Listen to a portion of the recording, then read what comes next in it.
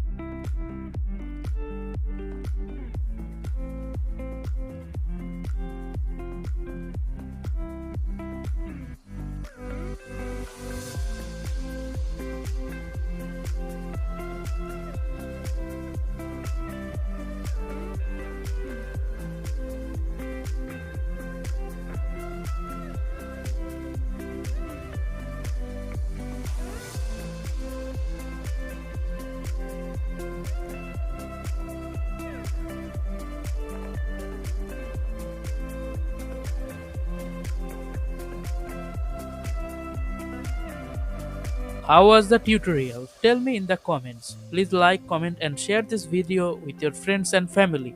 Also, please subscribe and don't forget to click the bell icon for more videos.